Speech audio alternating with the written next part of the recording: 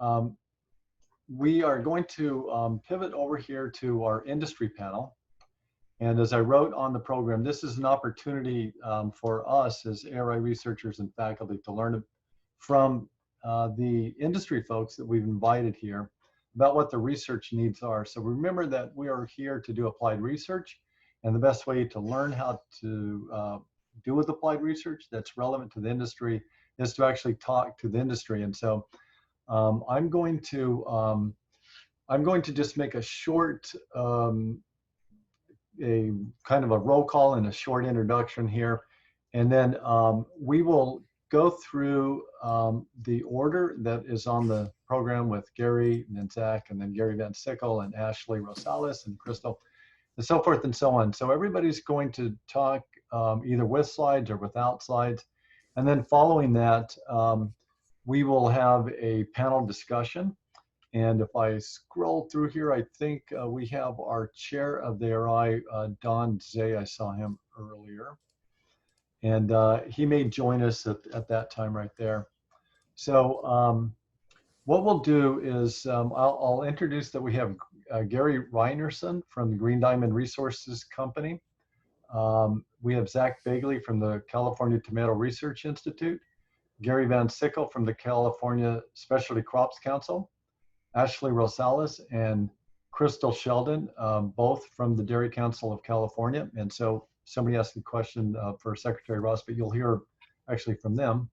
We have Justin Oldfield from the California Cattlemen's Association and Jennifer Clark from the California Leafy Greens Research Program. So, and then I just see that Don has jumped in here. So we will start the comments. So roughly people on the panel will talk for about anywhere from 5 to 10 minutes. It's up to you. We'll show the slides for you if you have them. And then again, Gary, we will start with you. And again, this is Gary Reinerson from Green Diamond Resource Company. He's the Chief Communications Officer and the Forest Policy Director. So Gary, if you go ahead and start your video, then you can just jump right into your presentation here. Thank you. There we go. So I do not have any PowerPoint slides, but what I would like to do, so let me give you a brief introduction. So I'm, let's see, I've tried to figure out how many years I've been in forestry the other day, but 1978 graduate of Humboldt. Don, it's good to see you. It's been a few years since we've seen each other. So a long background in forestry, Humboldt State grad, born and raised actually in Northwestern California, and have worked as a consultant for 25 years and spent a lot of time throughout the state and throughout the Pacific Northwest and Alaska, and a few international projects. So I've got a pretty good, strong background. I sat on the Board of Forestry for 7 years and appointed by both Davis and Schwarzenegger, and still very active in California. I can honestly say I haven't been in Sacramento since March, and I used to go to Sacramento once a week. So Zoom meetings are much more convenient than the airplanes, but they're certainly no substitute for personal communication. So a little bit about Green Diamond Resource Company. We're a family-owned company, been around since 1890, been in California since 75 years.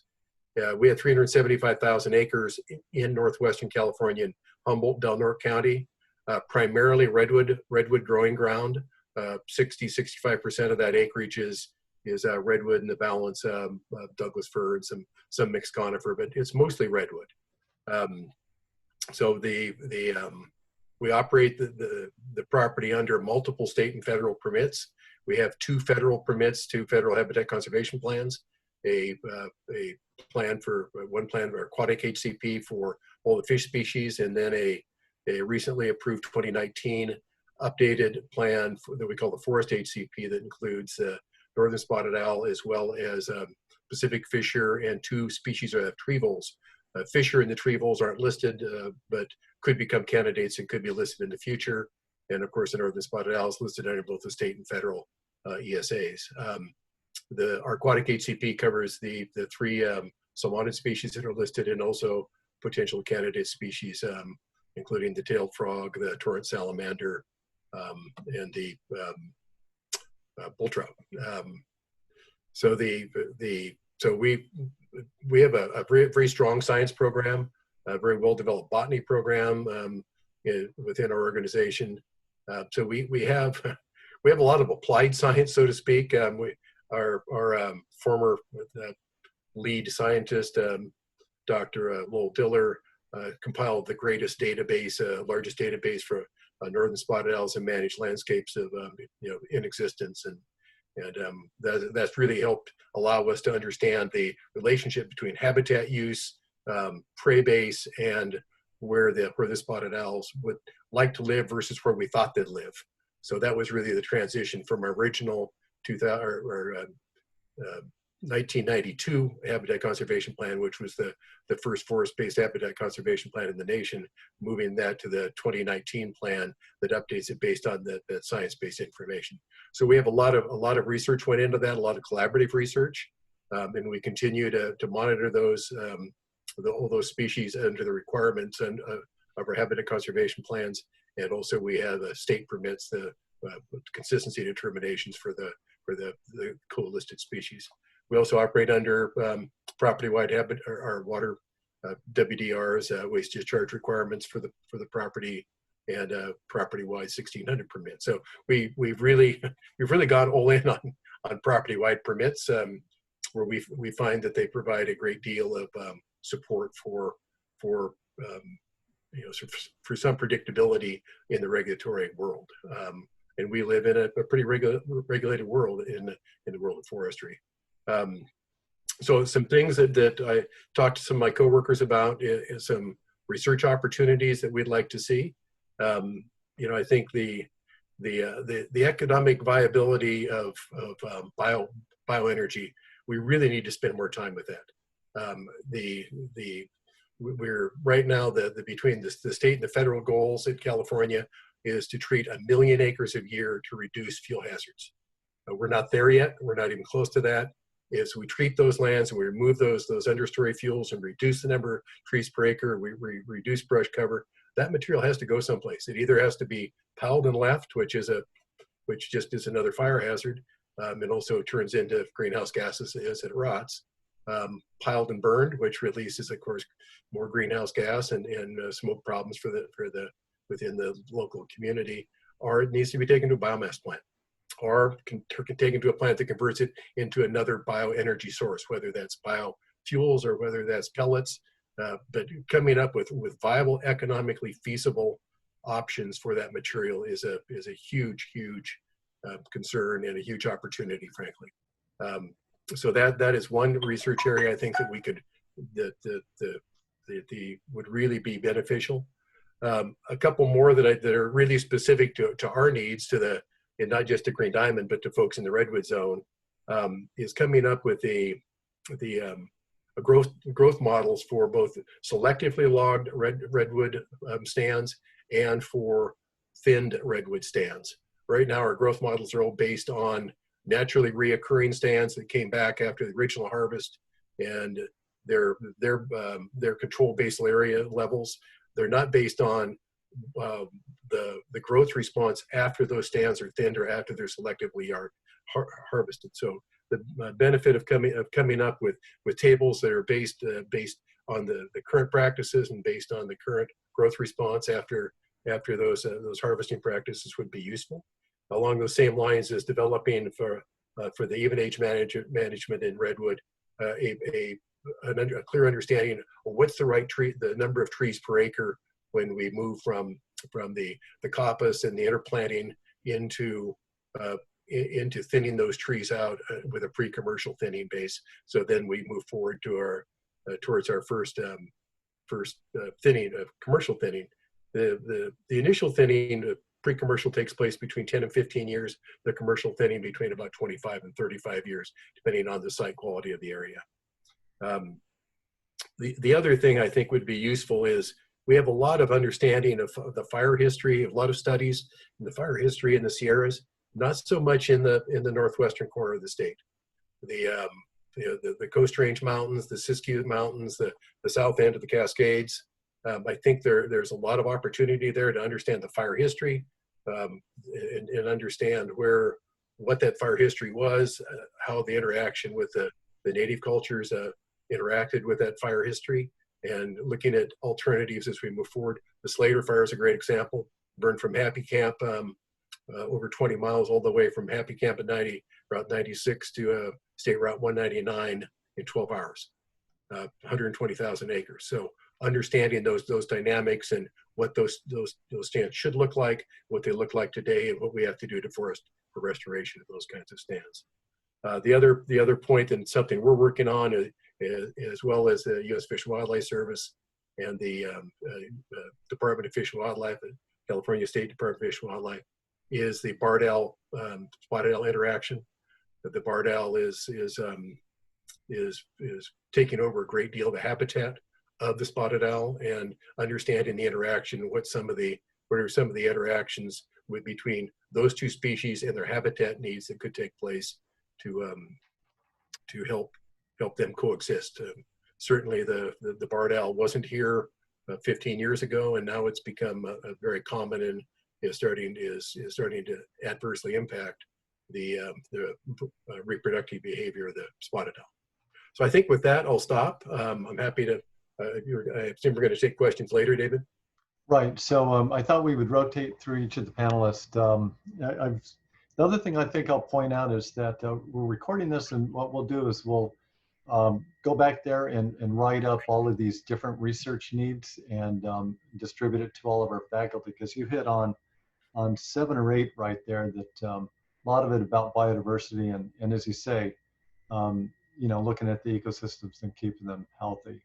There is one more I'd like to add, and that is that we interface a lot with the tribal communities, where those tribal communities are in areas where they're using the materials that are growing either within their ownership or within our ownership for cultural purposes, and coming up with some herbicide alternatives in those areas where the tribal community is very sensitive about herbicide use within controlling woody vegetation. Competing against the conifers would be another useful endeavor. And so I'll just ask just a very brief question. So faculty could there's some sort of formal research application through your organization? The best way is to work through me. We have our manager for our conservation division, and he and I can work together on these. And it isn't just our conservation; it's our conservation and our silviculture manager both would be involved in these. Okay, thank you. And I know that we'll have other folks that will ask questions here in a little bit, but that was just on the top of my head. So thank you. And I was going to rotate over to Zach Begley, who's in the California Tomato Research Institute, and he's the managing director. And I think he has a few slides. So go ahead, Zach. Yeah, and I believe I do have, there they are. Thank you. Good afternoon, everybody. I'm Zach Bagley. I work for the California Tomato Research Institute. From here on out, I'll reference us as the CTRI. Thank you to Dr. Still and your group for inviting me here. I'm excited about the opportunity to share what we're doing and to see if any of your work or interest match up with our needs. This is particularly timely as our 2021 call for proposals comes due on October 30th, so just a week from now. In the next few minutes, I'll provide a brief background of the California processing tomato industry, share how the CTRI fits into it, and then I'll share some historic funding trends from the CTRI with some future research considerations. Next slide, please. As you can see, the processing tomato industry in California today is significant, covering 240,000 acres annually, accounting for 1/3 of global production and providing over 900 million annually in farm gate value. Next slide, please. Directing your attention to the chart, over the last 100 years, we've had a dramatic rise in yields. Hovering below 10 tons per acre through the 1940s, the 5-year average of today is just shy of 50 tons per acre. How did we get here? Both public and private breeding efforts leading to constant varietal improvement, targeted and efficient uses of mineral fertilizers and crop protection products, the development of the mechanical harvester in the 1960s, the transition from direct seeding to transplants in the 1990s, and the transition from furrow to subsurface drip irrigation in the 2000s. These innovations and efforts didn't happen on their own.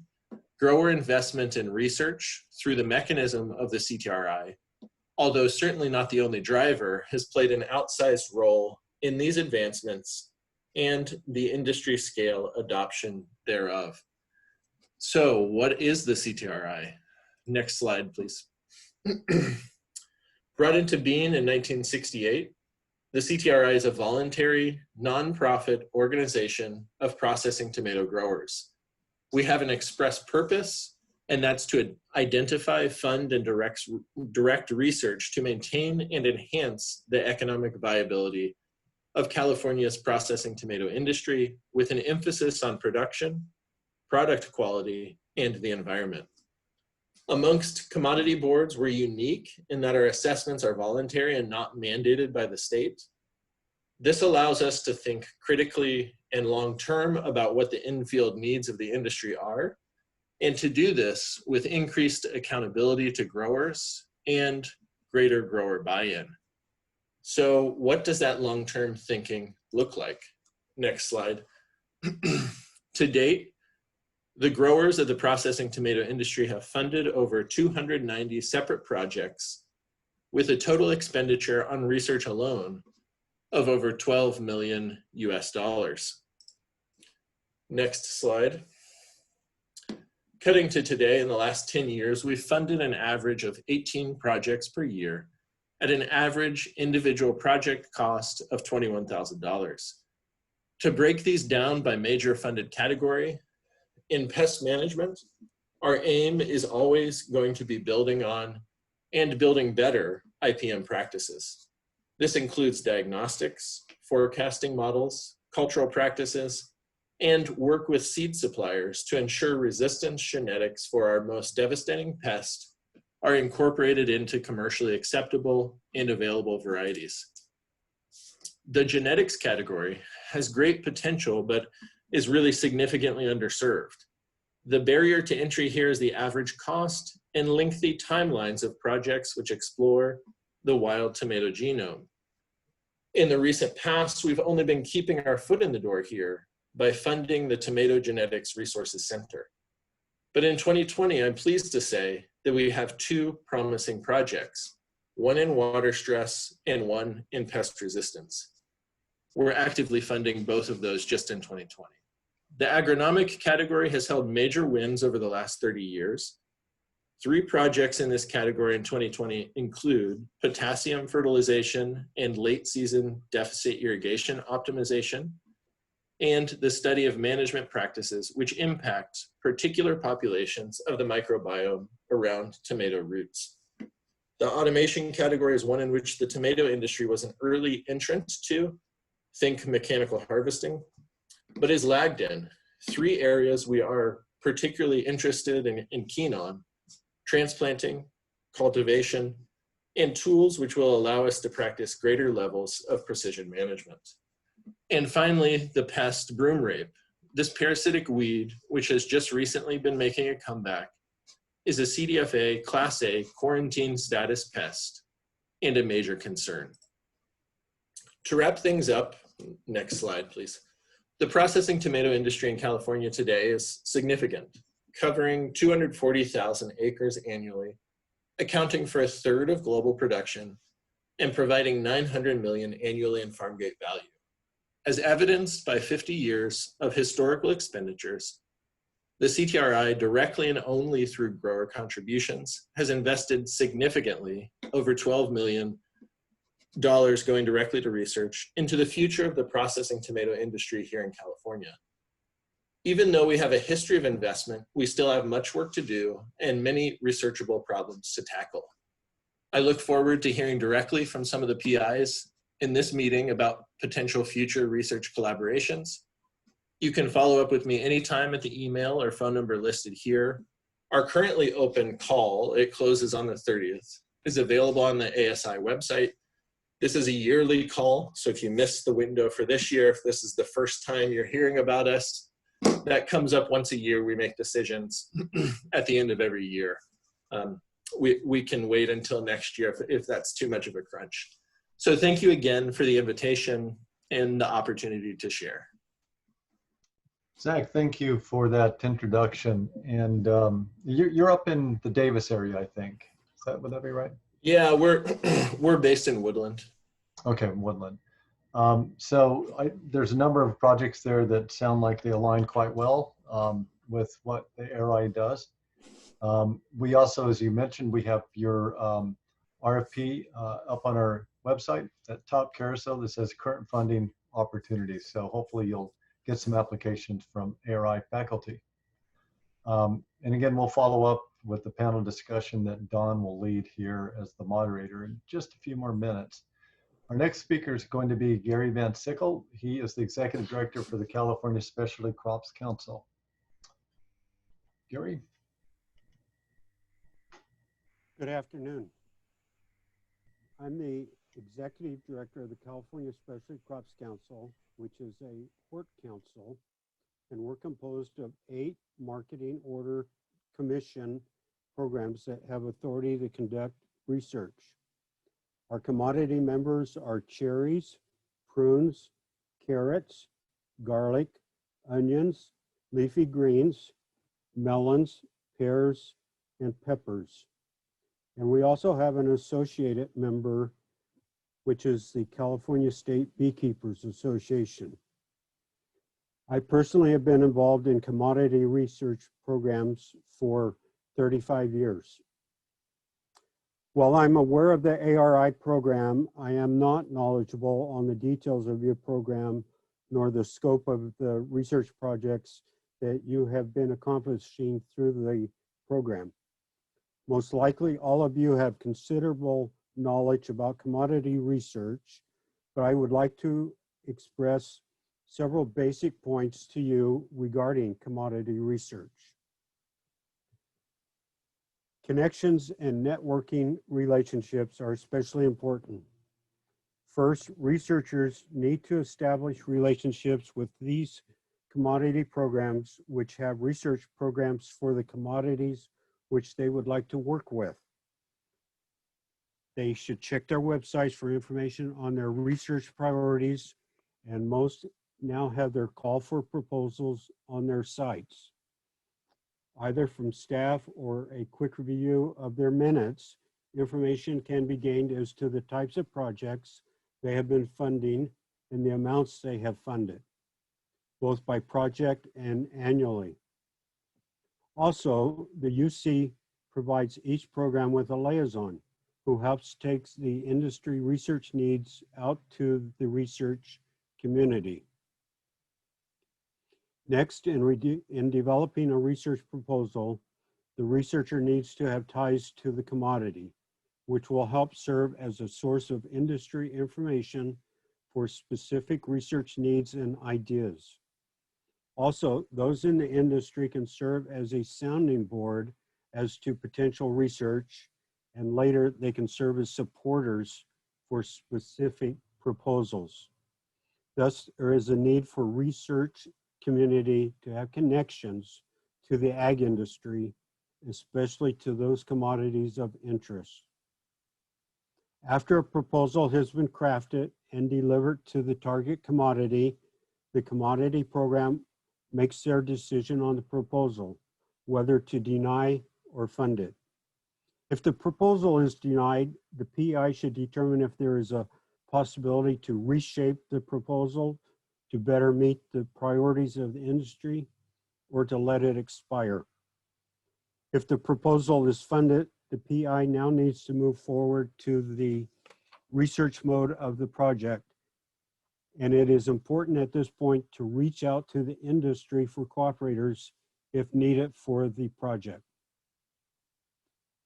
Now I'd like to kind of move into the next step, innovation and commercialization. This now takes us to the point where some researchers may not have the vision or connections to take research results and put those results into a usable tool for the industry. Some call this technology transfer. How many times have we seen the results of a research project yield results that are not realistically usable by the ag industry? For some projects, the results are readily usable by the industry.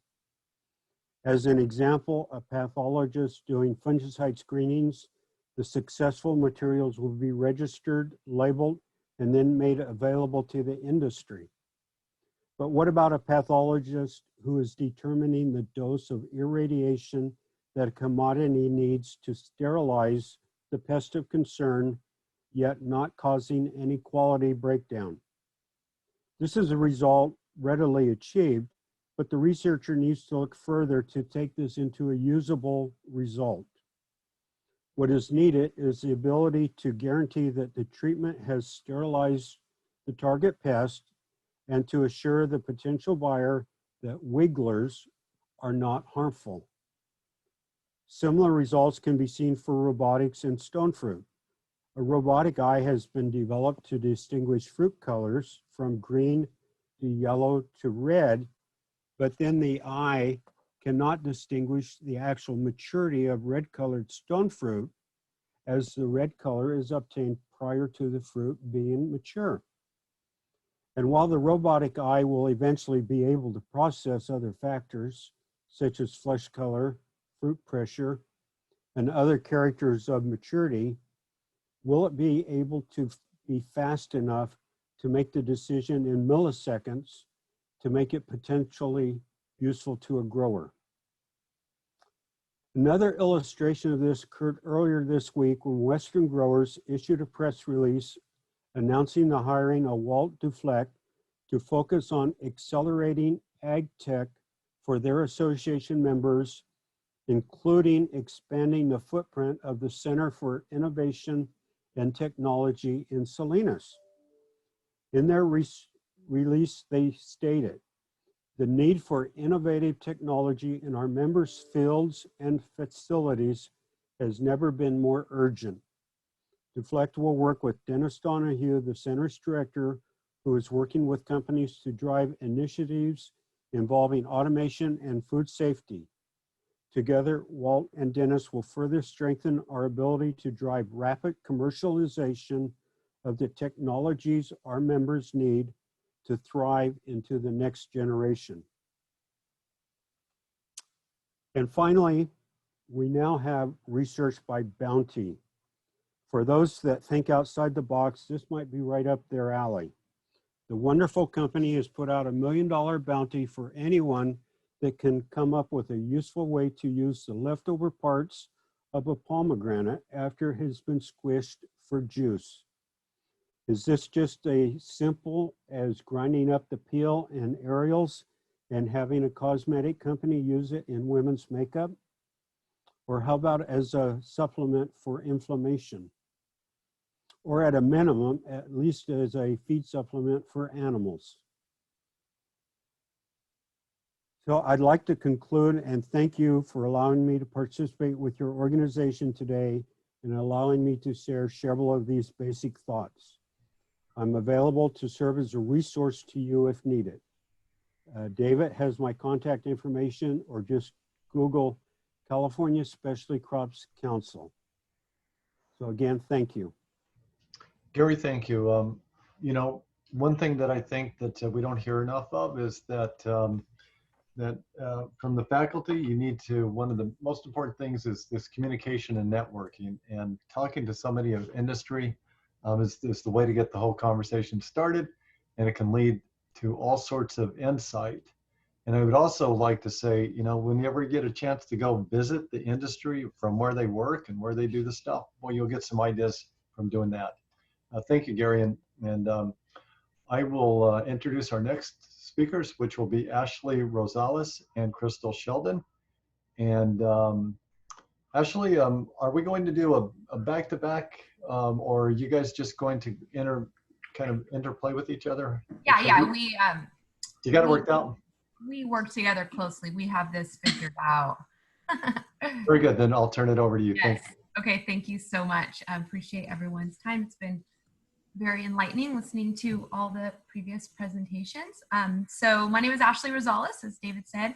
I'm a registered dietitian nutritionist and the program director of nutrition science at Dairy Council of California. I've spent the last 12 years being a part of this impactful organization. And I'm here today with my colleague, Crystal. Hi, my name is Crystal Sheldon. I am also a registered dietitian nutritionist, and I am a project manager for our nutrition science team at Dairy Council of California. And I've been in my position for about 5 years now. So just a little bit about Dairy Council of California for those of you that might not be familiar. We are a nutrition education organization funded by California's dairy farm families and milk processors, and we are overseen by the California Department of Food and Agriculture. And so we are the dairy community's contribution to community health, supporting nutrition education in school and community settings, helping children and families make healthy eating choices. So for over a century, we have advanced our commitment to elevating the health of children and families through the pursuit of lifelong healthy eating habits. Our programs, resources, publications, and messages reflect the most current, credible, and science-based information that we aim to make relevant and actionable for those who share the value of improving healthy eating patterns and access to nutritious and wholesome foods, such as milk and dairy foods. So getting started today, we have about 10 minutes that we're going to present this content. Over the past several decades, societies have rapidly changed. Karen alluded to many of these changes. With more connectivity than ever before, we've also seen drastic shifts in our workforces, increased urbanization, and the pressure of climate change, just naming a few. And all of these have had a profound impact on how food is produced, what food we have access to, and ultimately how and what we eat. And our current environment really provides an important lens for our discussion today and opportunities that we might have in furthering applicable research. So more than ever before, people are concerned about their health and well-being. And with COVID-19, it really has elevated the importance of immune function as it relates to our overall health. It's also brought to light alarming issues of hunger and food insecurity, chronic disease and related health disparities that exists both here in our state, in the United States, and around the world. And we know that children are also affected by extreme weather events, and they're susceptible to impacts of water safety, air quality, and foodborne illness. And so with widening socioeconomic gaps, our efforts to fully support the nutritional needs of children, families, and our communities has its challenges, but also unique and imperative opportunities. So building sustainable and equitable food systems is a global issue in need of a global solution, as individual and even local food systems have worldwide impact. The interrelated issues of obesity, associated chronic diseases, undernutrition, and climate change have been elevated. And among experts and fellow scientists, there's no question that these are connected issues that require more scientific attention and mobilization from all sectors. So just briefly, confirming that the definition of sustainable healthy diets by FAO and World Health Organization show the opportunity that we have. Sustainable healthy diets are dietary patterns that promote all dimensions of individuals' health and well-being, have low environmental pressure and impact, are accessible, affordable, safe and equitable, and are culturally acceptable. And so efforts in addressing sustainable diets really should consider the critical elements of health and nutrition, of culture, environment, as well as economics. And that's where we have an opportunity, bringing nutrient-dense foods to connect all of these elements. So just as a brief example of this, milk and dairy foods not only contribute to healthy eating patterns, supporting children's growth and development, and reducing risk of certain chronic diseases, but they have a legacy of cultural relevance. And here in California, the innovation of the dairy ag community to reduce our environmental impact is yielding significant results, leading the way in regenerative agriculture, providing nutrient-dense foods to those who need them both here locally and around the world, and all while contributing to the economic livelihoods and health of our local communities. So it's just important to remember that the world is not on course to meet the global nutrition targets that we've set through FAO and UN for reducing childhood stunting, childhood wasting, and overweight and obesity. And according to a recent report by UNICEF, 2/3 of children between 6 months and 2 years old do not get adequate nutrients for their growth and development, while 1/3 of children under the age of 5 around the world are both undernourished and simultaneously overweight. So now I'm going to turn it over to my colleague Crystal, who is going to share some opportunities that we have in applied research.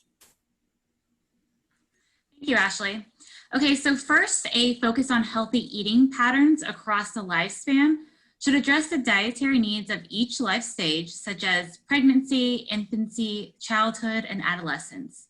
In these pivotal times of life, nutrient-dense foods like milk and dairy foods and high-quality animal source foods provide an important contribution to eating patterns, supporting proper brain development, promoting lean muscle mass, bone health, and normal growth and healthy weight. Once these healthy eating patterns are established, they can be carried throughout life. Key nutrients are necessary to support cognitive development, particularly during infancy and early childhood. These key nutrients include protein, zinc, iron, choline, folate, calcium, and others that are shown here on this table. These are found in nutrient-dense foods coming from both high-quality plants and animal sources. Looking at the nutritional needs across the lifespan is an opportunity to reinforce the role of animal source foods in support of health during critical life stages. So we briefly discussed the global issue of undernutrition and childhood stunting. And so this chart demonstrates that consuming animal source foods, particularly dairy, meat, and fish, are associated with significantly lower stunting prevalence in children. So next, an overall diet quality matters more than just looking at calories or single nutrients alone.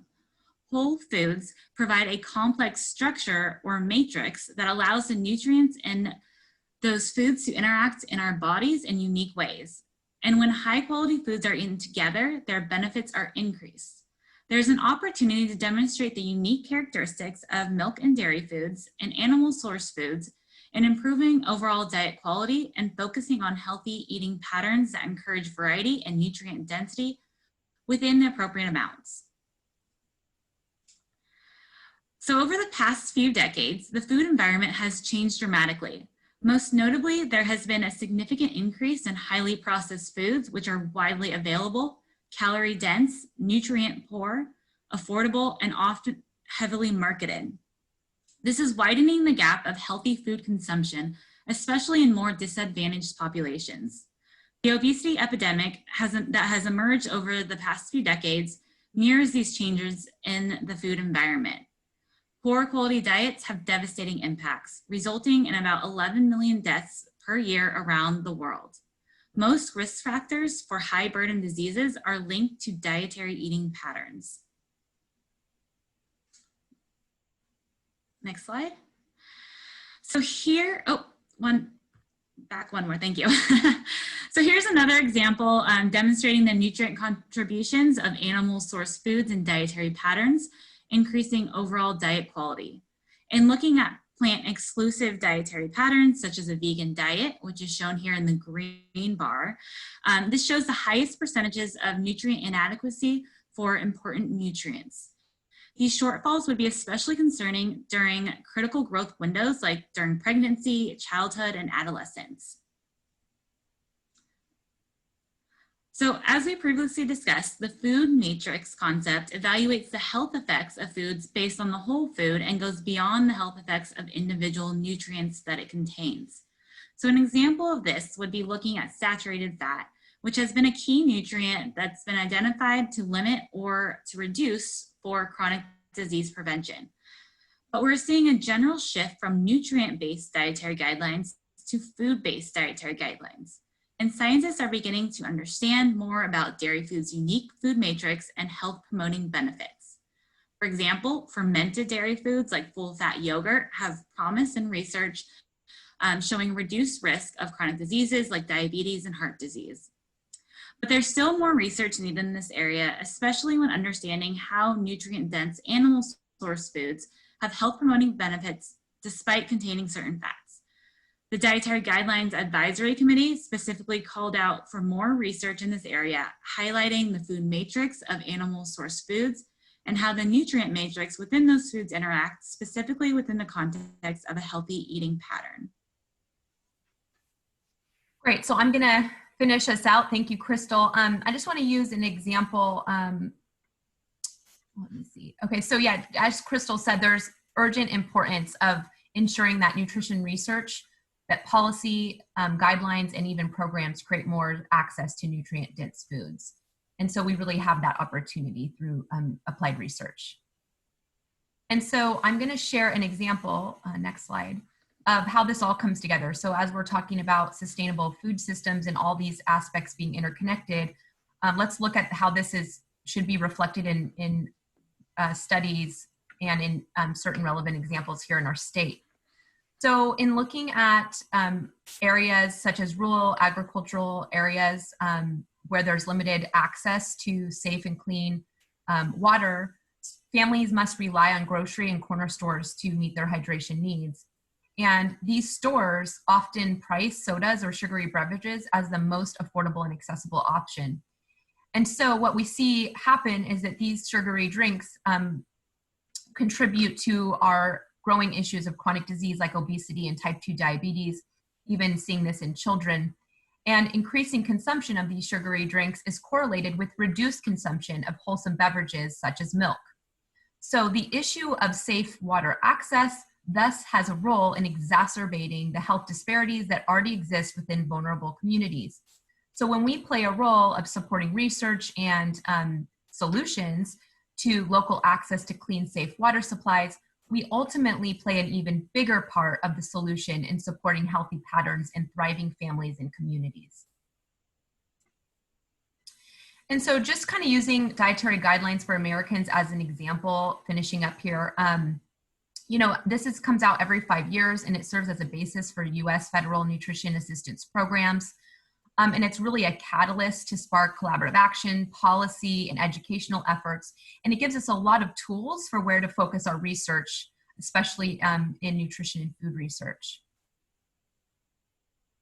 And so earlier this summer, the Dietary Guidelines Advisory Committee released their scientific reports. We are awaiting the final approved dietary guidelines from USDA. But this report reflects the consensus body of science that was given for review. And it did reinforce the important role that dairy foods play in healthy eating patterns across all life stages. And so sustainable nutrition is front of mind for consumers, for health experts, advocates, scientists like yourselves, and policymakers. The way we think about food is changing, and increasingly people want to ensure that their food choices are not only healthy for themselves, that they're healthy for their families, that there's an assurance that their food was grown and also raised responsibly and sustainably.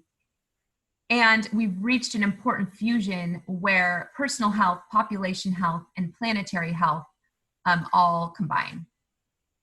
And so where does that leave us? I just wanted to share this with you so you can see kind of the heightened engagement that we're seeing in the research sector. Looking at the Dietary Guidelines Advisory Committee scientific review process, the public engagement that was received was at an all-time high. I mean, exponentially higher than in previous editions. Over 62,000 comments were submitted. And we really saw an increase in advocacy efforts that carried emotion over science and anecdotal information over credible scientific research. So there's a need now more than ever before for those of you on this call to partner with those in the agricultural sector to champion a shared voice, one that's grounded in consensus science, but that is able to resonate in a compelling, inspiring, and an actionable way. And even more importantly, that we are driven by our shared values in contributing nutritious and wholesome foods that improve the health of our communities while preserving the health of our planet. And so these values should really, echo in a time where we remember that 1 in 3 people worldwide are malnourished, and where undernutrition is the cause of half of all childhood deaths worldwide, and where sustainable nutrition has the opportunity to embrace a broader context of environment, health, nutrition, culture, and economics, and that we can really show that dairy and high quality animal source foods are a part of the solution in building a future food system that supports health of our people and our planet. Thank you. So Ashley and Crystal, thank you for that presentation. We will, you all will stay with us, and we'll have some panel discussion here in a minute. You brought up some really good points. Some of them actually about trusting science and people valuing their opinions when they don't have this kind of background in there. One of the goals of ARI and what we're doing with our students is to teach them how to talk about science to the public, and so that we can start shifting that pendulum back over there to trusting scientists and data. Not every opinion is created equal. And some other interesting things that we'll roll back to. So thank you so much. Our next speaker is going to be Justin Oldfield. He's Executive Director at California Cattlemen's Association. And Justin, go ahead and start your video up. I'm actually going to leave my video off if you don't mind. My internet is not great, and so I don't want to slow it down.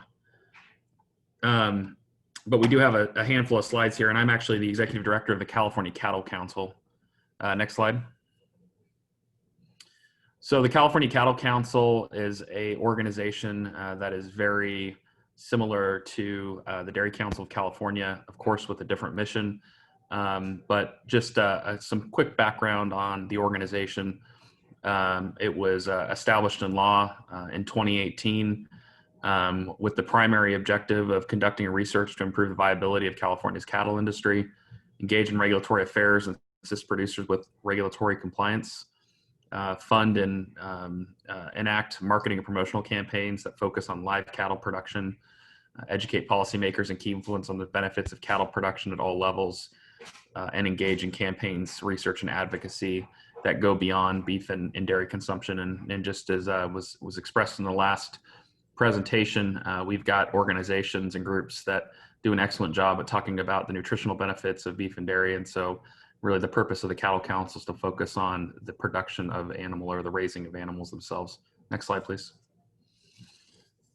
Our organization, we just like the Dairy Council, we have there is oversight by the California Department of Food and Agriculture. We have a governing board that's appointed by the Secretary of Food and Agriculture, 11 members and 11 alternates that represent the diversity of our industry. Our funds are collected through a mandatory industry assessment, and that's done at $1 per head, collected at point of sale. We're in our first full year of being an organization. Assessments began November of 2019. And of course, not too long thereafter, we went through a global pandemic and are still going through that. So it's been an interesting year to start an organization, but we expect our budget to be anywhere between $3 to $3.5 million annually. One of the things we were able to get done this year, amongst quite a bit of other things, but was very important at the start, was to develop a strategic plan to kind of look at kind of a roadmap for the next 5 years. And advocacy, outreach, and engagement rose to the top of that list in terms of priorities for the Cattle Council to work on. Research and regulatory compliance plays a lesser part, but certainly still very, very important. And then also issues management and response, which is really our development of kind of a ability to establish a fund that will allow the industry to respond to emerging issues in real time. Next slide, please. So our funding process, the council is a bit unique in the fact that we're not really looking to have a lot of staff. So I'm the only staff person at this point. We're really looking to contract with outside entities to complete the work that we've outlined. Our board largely sets the budget, and then project priorities are, I work with the board to establish those. So far, we've used a standard RFP process to solicit partner organizations or partner firms or entities to assist us in accomplishing our objectives. Our RFPs are generally accompanied by a specific scope of work. Very early in our process, or very early in our program, we did one general call for funding, and we got lots of different types of projects. And that was so that the council could begin working immediately. But I don't really foresee that to be the case moving forward. Largely, when we do put out RFPs, it will come with a very specific request for a type of project or objectives. And I think really, from our standpoint, future research priorities from a production perspective are really intended to enhance our public affairs and advocacy efforts. Given the fact that that's really, based on our strategic plan, the crux of where the council intends to work, at least for the next 5 years. Next slide, please. In terms of industry issues that I see that are going to be on the forefront of many of the public affairs and efforts that we'll work on in the near future, of course, there's no shortage of challenges for our industry in California. But I've kind of lumped them together here into 3 categories with a couple of subcategories. Environmental sustainability and animal welfare probably rival each other for the top. But in terms of environmental sustainability, greenhouse gas emissions is certainly one that we will be working on, and there will probably be some need for research in the area. Not only in terms of actual measuring or quantifying emissions, but also management of those emissions, water quality, both in a range and a confined setting, and wildfire are going to be huge. The council did this year engage in several studies that looked at not only quantifying the amount of forage that's taking, but now we're in the process of taken by cattle on an annual basis, but now we're actually looking at taking that information and determining what the air quality impacts would be if that fuel or that grasses forage burned otherwise, or burned and was otherwise not grazed. So animal welfare is also a very, very big issue for us, and one that we'll continue to see to have increased resources. Confinement, both on the dairy and the beef side, antibiotics and animal husbandry, I think are some examples of some of the things and I know that many of those are very general, particularly animal husbandry, but certainly will be in need of some research, depending again on the issue of the day. And then one of the things that we're learning more is the fact that there's a necessary desire on our part to look at sort of how we promote transparency of the industry, both in beef and dairy, and how we can leverage that transparency to build consumer trust with farmers and ranchers here in California. So with that, I think that's my last slide. Go ahead and go to the next one. Yeah, that's it. So I wanted to keep it short and sweet. Okay, Justin, thank you. A lot of parallels with the folks that we just heard before with Ashley and Crystal, and in terms of building up trust and educating consumers and also policymakers for that matter, and making sure that it's all science-based. So we'll roll back to that as well. Our last speaker is Jennifer Clark. She is the Executive Director for the California Leafy Greens Research Program. Jennifer, go ahead.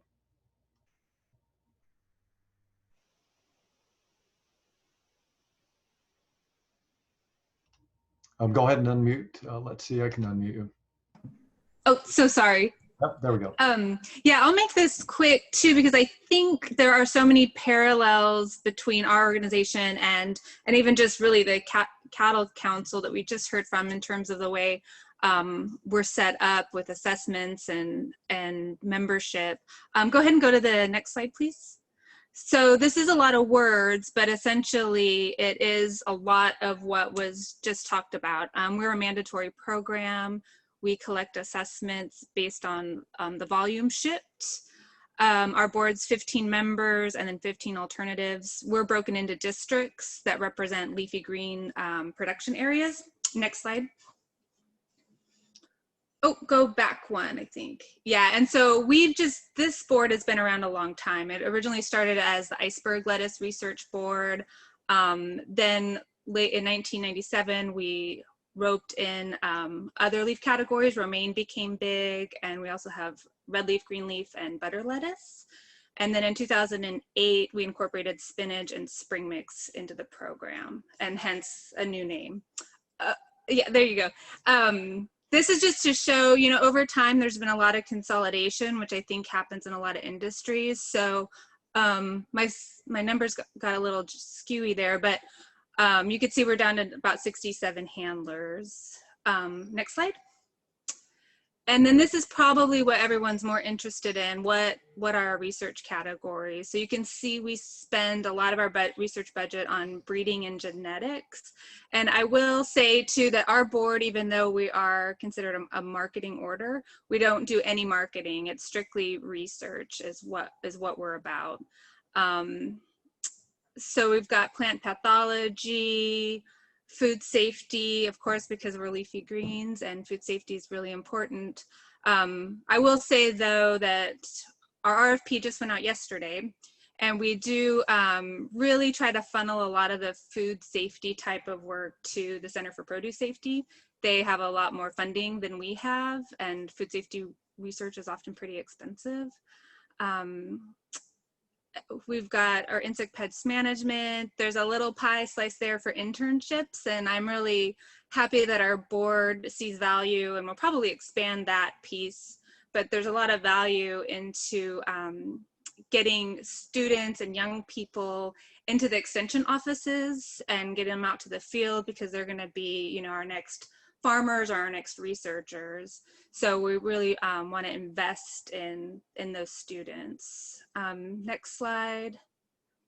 These are just some quick graphs just so you can see the volume trends, and you can see kind of that darker green line has overtaken the lighter green line, and that's our romaine. So used to be, right, iceberg was the king, but now romaine is very important, a very important commodity.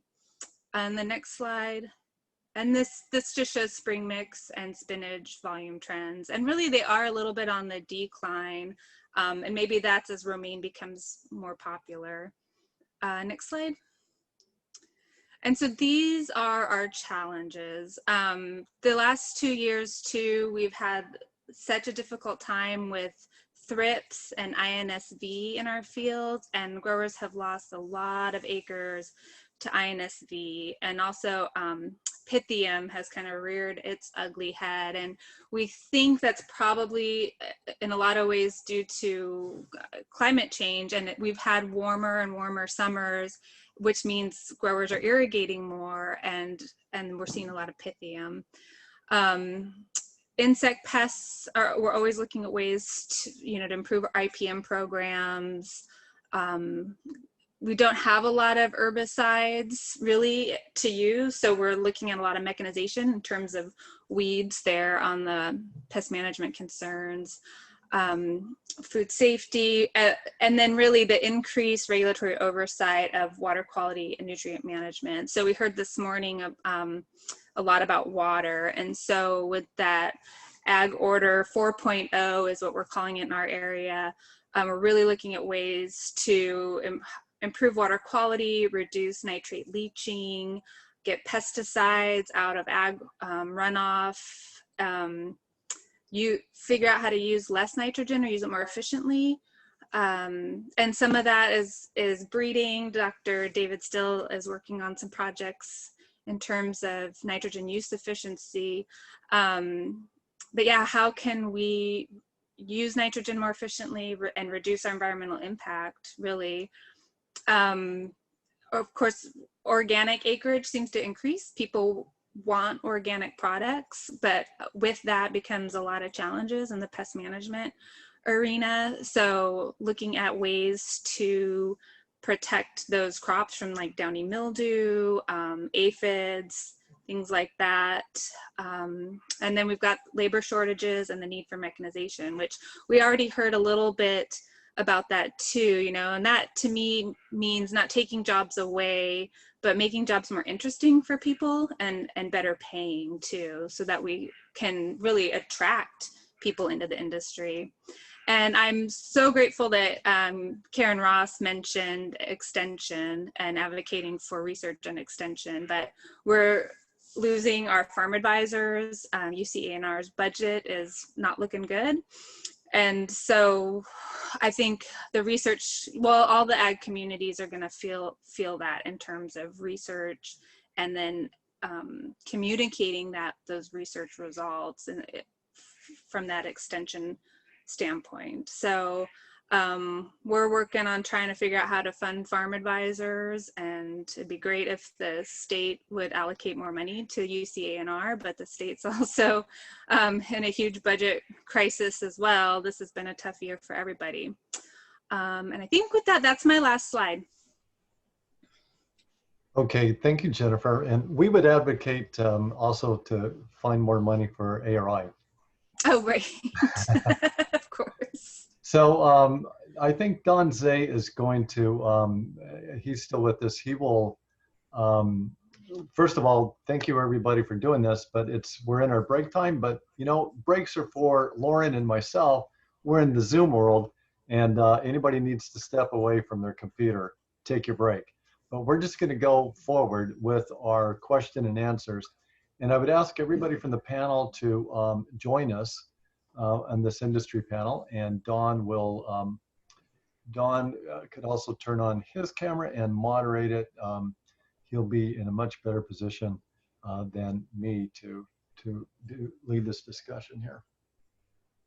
So Don, I'm going to turn it over to you. Thank you.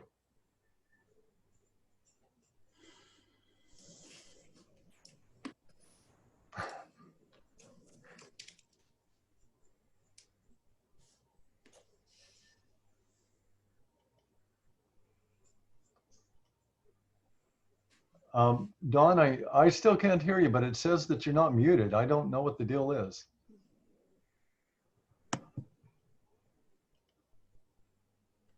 I don't see your, I don't see that your microphone says it's muted. Don, and yeah, it does not show that you're, Don, it's going to make. Do you have an option kind of where the microphone is? Because this happens to me. My computer will swap microphones if I've got like a camera hooked into it. I've just had that problem. Oh, you know what? No, now it shows that you're muted. So try it one more time on your end, Don. Nope. Huh. You know, I don't know how many Zoom meetings I've had with Don. But I've never seen this happen, so of course it would happen. Don, the other thing that I would suggest that maybe if you logged off and just re-clicked your link, that would probably put you back in. So we'll go ahead and get on, but I'm going to think that Don will probably. So I'm looking to see if we have any questions from the audience, and I don't see any, but I've missed some before. So let me just take a quick glance here. No, it looks like we are okay. So one of the things that I wanted to point out is that that there's a lot of, as you guys did as well, a lot of similarities in some of the research needs that you mentioned. And there's a lot of same advice, I think, that that you guys have said. And I think that first and foremost, and one of the things we're trying to facilitate here, is for our faculty to reach out to you folks to learn what you would like to do.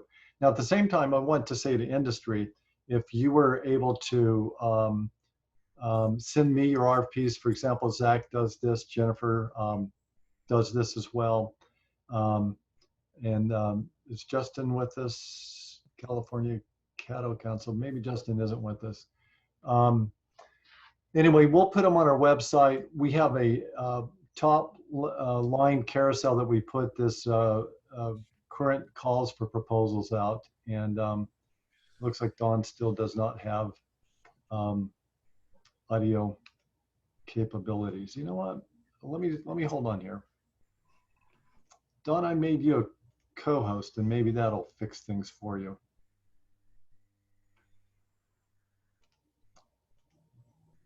Wow. You also have the option of calling in and using your phone just to, and keeping your video turned on. And so on that link.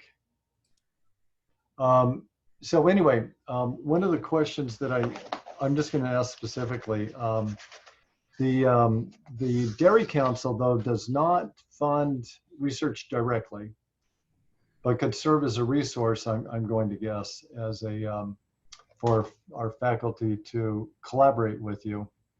Would that be true, Ashley and Crystal? Yeah, so we have limited ability to fund research. We certainly have in the past. Typically it's through collaboration, but I say one of the roles that we can play is in review and providing relevancy for what we see. I mean, one of our, I think, specific roles is we connect the needs of the agricultural community, scientific community, and the public health sector, which we know are really important when you're looking for getting support and funding. And so we can provide that review and offer any of those reflections on how to strengthen research to meet the needs of, where we know we want to go in the future with some of those key aspects. Okay, so that would be very valuable for our faculty to learn what to do. I was just wondering, so I think Gary Reinerson, you don't have regular calls for proposals, but it sounds like people could take the same approach and reach out to you to, and maybe approach you from one or two different ways, learning what you want, but also maybe giving you a sales pitch of what they're interested in and seeing if there's any compatibility there. Sure, and not only for our company, but there's others that may be interested in a similar research too. Okay, and so I'm gonna drop down to Gary Van Sickle. Same thing with you, is that your organization doesn't directly fund research, I believe, but That's correct, David. We're not funding directly, but our members are all doing research and funding research. Okay. Now we have a question, but it's to Justin Oldfield and Justin. Yeah, no, I'm here. There we go. Yeah. Okay. So let me read this to you. It said, when should we expect to see the funding calls? So I think I mentioned this briefly in the presentation, but I don't believe we're going to be just doing general funding calls. We did that once early this year, but I think moving forward, the council will largely be setting our priorities and then issuing RFPs associated with that priority. And so we're not going to just put out blanket calls for funding, but I would certainly encourage or recommend any researchers that have possible ideas of research that would fit within some of those issue areas I mentioned at the end of my presentation to reach out to me directly and to briefly chat about those with me. And I can give you a better indication as to whether or not that may be something that will fit within the council's sort of short-term or long-term sort of priorities over the next couple of years. Right, and you're also well connected because even though I didn't fix my program, you used to be with the California Cattlemen's Association, and now you're the first executive director of the California Cattlemen's Council. Correct. And the association they're in advocacy and know what the environmental issues, I believe, but do not fund proposals directly either. Correct. Yeah. So I lobbied for the Cattlemen's Association for 12 years in the state capitol, and I'm the executive director of the Cattle Council. But the Cattle Council does offer and will, and I said that previously, will fund research, and we've done so this year. I think what I guess I'm trying to stress is the research that we do fund needs to fit within sort of the objectives of our strategic plans. So I'm more than happy to chat with folks that are interested. I know one individual here is definitely interested in working on sort of the animal health and welfare and natural resource related issues. And so I'm happy to chat with that person offline about kind of what we see to be our priorities over the next year or so. Right. So there's, I'm going to ask this to Zach. So we're looking at, so I'm looking at, the leafy greens, I'm looking at the Dairy Council, I'm looking at the Cattle Council, and a lot of the groups that Gary Van Sickle represents. A lot of this is stuff that we're eating, it's food that we're eating. And a lot of it's nutritionally based. And one of the things that really moves the dial on how much commodity that you sell is getting these nutritional studies that show that this is really quite healthy for you. And I know that, folks in every one of these commodities does a little bit of nutritional work, but I don't know that, like in the tomatoes, the lycopenes, or maybe it's getting back to what Ashley said, is that maybe it's these food groups instead of breeding for increased lycopene in tomatoes or something. But it doesn't look like the Tomato Institute is funding people that are maybe doing nutritional work in terms of either culturally improving it or genetically. Yeah, historically, we've got a record of funding, starting in 1968 through the late 1990s, working with our partner organizations and processors to fund nutritional work as well as sort of process efficiency work. We've gotten away from that to direct our funding more towards the field in the last 20 years. But I would say that work has not stopped. There's a group called the Tomato Wellness Council, which has some funding and works directly with nutritionists and does some lobbying efforts. So group, in addition to the California League of Food Producers, both of those have limited funding calls, and we'll take calls throughout the year about ideas in this sort of research area. So you're correct, David, in pointing out anything on the nutritional side. We'll hear it, but it would be unlikely to get funded by the Tomato Research Institute. We're really focused on what's needed on the grower side in field, but there are some places where that work could go in the processing tomato world here in California.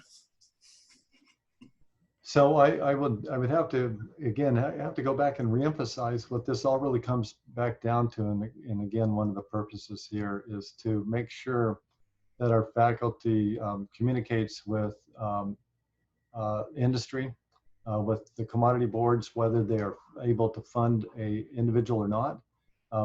But as Gary had said before, making these connections and networking, I think, is the first step. And again, from the ARI's point of view, we're here to work with the industry and do this applied research. Gary Van Sickle brought up some great points that that sometimes is it really actionable, and how do you get from that step from here to actionable? And that's another leap. But we want to at least be funding research that is close to actionable. And I think really the best way is to start at the very beginning, talking to you folks to learn what is fundable in your area. We're a matching program. So if you give one of our faculty $10,000, $100,000, and they get it matched with ARI, there's no overhead taken out of that. So it is a dollar-to-dollar match. And we don't just take cash, we take in kind. So if we work with your growers or your producers, that goes in and counts as in-kind match too. So, we think that's a value added to the industry as well. But it's not like somebody just knocks on David Still's door and says, David, I need $10,000. They do write a proposal. It's good if, and it goes out to review. And occasionally, I think that especially in the future, sending a tomato or a leafy green or a forestry sort of thing to one of you folks to say, how does this fit with your industry? For you to be a reviewer, I might email some of you folks in the future to see if you would be willing to take a look at that as an independent reviewer. But because again, we want to be able to fund the research that is valuable to the industry. Is there any, because we're going we're running just a little bit late for our next session, which has kind of been the theme for today. But is there anything that any of our panel members would like to say as a last word before we move on to the next topic here? Yeah, Jennifer, go ahead, speak up. Yeah, I mean, and I guess it's already been said a lot, but I just don't think it could be said enough that it's really important to talk to one of these industry groups if you're thinking about putting a proposal in, because we've seen, to be just super frank and honest, we've seen some wacky stuff come to us. You know, and you think this group doesn't even understand where we're at already in the industry, or what we need, or what's economically feasible to do. So I'd hate for someone to waste their time, right, coming up with this great idea that just doesn't meet the industry's needs. That falls flat. Boy, did I see a lot of heads going up and down on that one. I would definitely agree, and I would just say always more happy to take a call the day before, or a week before, or 2 months before our proposals are due, so that the time of the researchers, which is super valuable, is used in the direction that's going to make sense for our institute's focus, for the board, and ultimately for a successful proposal. So reaching out with a wacky idea before you've put it on paper is better than putting a wacky idea into a proposal. Some of those wacky ideas are great at the end of the day, but is it the direction? We need a little help. Gary Reinerson, you have a question. Yeah. Well, I think everybody's kind of worked around this, and I think Justin summarized it. But as we look forward, I think there's 3 key things that we're going to be looking at, both from the legislative standpoint and from the public awareness and public concern standpoint. Fire is obviously a big one. Fuel hazard reduction, fire prevention, fire reduction. Secondly, greenhouse gas, addressing greenhouse gas reductions and the different avenues that are available for that. And thirdly, biodiversity. The 30-30 is an international approach, and as we look forward to that, understanding that, what does that really mean? Secretary Ross laid out how much of California is already protected, but we're moving into a realm where it's not well defined. As far as moving forward, and I think it's something from the wildland standpoint and the managed wildlands and agricultural lands, we all need to understand that better. Yeah, because if you look at the amount of land that agricultural controls, it can make a very huge impact in terms of biodiversity and ecosystem services. So that's a huge opportunity in the future, I think. Okay, with that, I want to thank all of the panelists for sharing your time today. And I know that many of you have been here since the morning and have got to see a overview of this kind of projects that the ARI funds, and the students that are coming up through our ranks and will soon be looking for jobs and then running companies, and maybe some of them will even be politicians, who knows. That's one of my big dreams is for some of our students to have good backgrounds in science and then go into policy and politics and put things back on, in my view, firmer ground here. So that's my vision for the future as well. So again, thank you so much, and I hope to see each of you again next year, live and in person up there in Sacramento. But thank you so much, and let's keep in contact.